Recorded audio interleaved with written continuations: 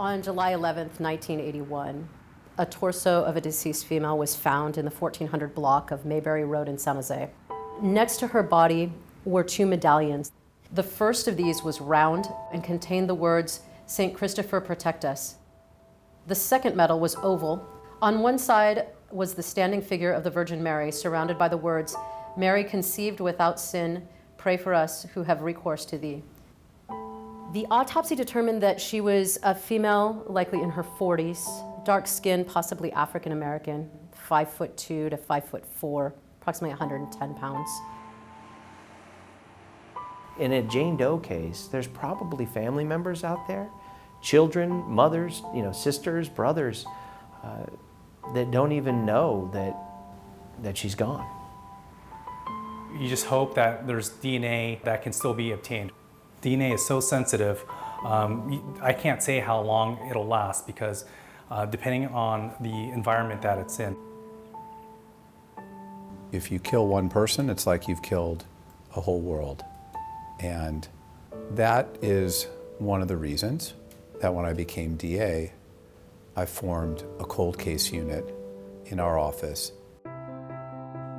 My job entails a lot of digging through old dusty boxes, digging through old evidence sheets and looking through old evidence. I spend a lot of time consulting with investigators in the crime lab on coming up with the best approach to triage or to identify the most promising cases and then trying to solve them.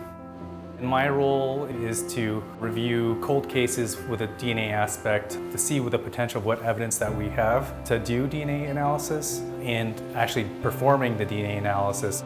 Under DA Rosen, the cold case unit was transformed. By partnering so closely with our lab, we're able to take investigations to a level that we have not been able to in the past. And it's been incredibly successful. The cold case unit has actually solved 13 murders over the last 3 years. Where were these pendants? Were they together, clasped together? It starts with, is there evidence in existence in the evidence room at the police department? And then it comes down to the lab to see if that evidence is still valuable or still usable. The challenge for me is to look at possibly her clothing or any other items or possible hairs that might have been left on her clothing for any DNA profile that does not belong to the victim. If I can find that profile and maybe identify the source of that profile, that can answer some questions.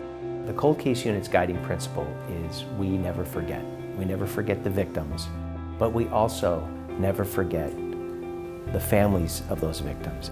So it's important for us to bring justice to this victim and bring justice to her family. For them to know who did this to their loved one and for that person to be held accountable helps the healing.